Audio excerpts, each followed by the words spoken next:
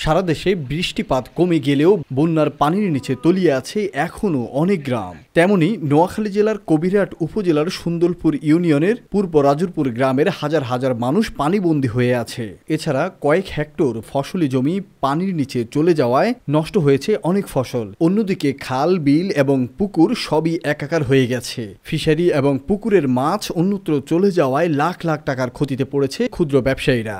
আর জলাবদ্ধতার কারণে ছাত্রছাত্রীরাও স্কুলে যেতে পারছে না। অন্যদিকে বিদ্যুতে না থাকায় সারা রাতই তাদেরকে অন্ধকারের মধ্যে কাটাতে হচ্ছে। জনজীবনের এমন দুর্ভোগ থেকে বাঁচতে প্রশাসনের সহায়তা চেয়েছে স্থানীয় এলাকাবাসী। যদিও পানিবন্দী এসব মানুষের দাবি, খাল দখল হয়ে যাওয়ার কারণেই এই গ্রামটি থেকে পানি নামতে পারছে না, যার কারণে এত বড় জলাবদ্ধতা তৈরি হয়েছে। সাপায়াত Sakib, desk report, Noakhali TV. Lakshmipur ideal Alim Madrasa জাগতিক ও নৈতিক ইসলামী শিক্ষার সমন্বয়ে আপনার সন্তানকে সৎ, যোগ্য, আলেমে দ্বীন ও দেশপ্রেমিক সুনাগরিক হিসেবে গড়ে তোলার অঙ্গীকার নিয়ে লক্ষ্মীপুর আইডিয়াল আলিম মাদ্রাসা আছে আপনার পাশে।